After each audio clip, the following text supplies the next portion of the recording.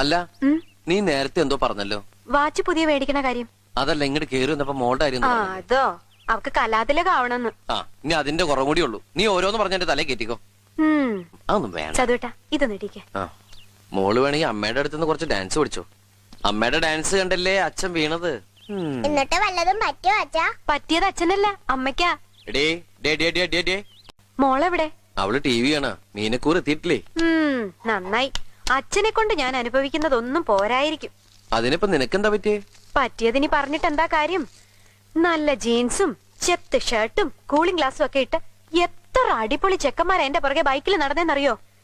എന്നിട്ട് ഞാൻ വീണതോ ദേ ഹാങ്ങറില് ഷർട്ടും തൂക്കി നടക്കുന്ന സദാനന്ദന്റെ മുന്നില്. അതെന്താടി നീ അങ്ങനെ പറയണേ? വെറും സുമംഗലയെ ഞാൻ സുമംഗലിയാക്കിയില്ലടി. അത് വല്ല കൂടോത്രം ചെയ്തിട്ടാന്ന് എനിക്കിപ്പോ സംശയം. കൂടോത്രം നല്ല മോളെ. എന്റെ വാരിയിൽ ഒരെണ്ണം അഡ്വാൻസ് കൊടുത്തിട്ട് ഈശ്വരൻ ഉണ്ടാക്കി വിട്ടതാ ഭൂമിയിലേക്ക് നിന്നെ. മംഗല്യപ്പൊരുത്ത് 1 2 അല്ല 9 എന്താ ഈ പശു ഇങ്ങനെ കരയണേ? കഴിഞ്ഞ ആഴ്ച ഏലസ് പണിക്കരെ കൊണ്ട് മന്ത്രിച്ച് കെട്ടിച്ചാണല്ലോ. ഈ കരച്ചിൽ ഏലസ് കെട്ടിയിട്ടൊന്നും കാര്യമില്ല. അതെന്താ? അതെന്ത് പറഞ്ഞ കരയണെന്നറിയോ? I love you. അടുത്തതിന് സമയായേ. എന്നിട്ട് നീ എന്താ കരയാത്തെ? ഞാൻ കരയണൊക്കെ ഉണ്ട്.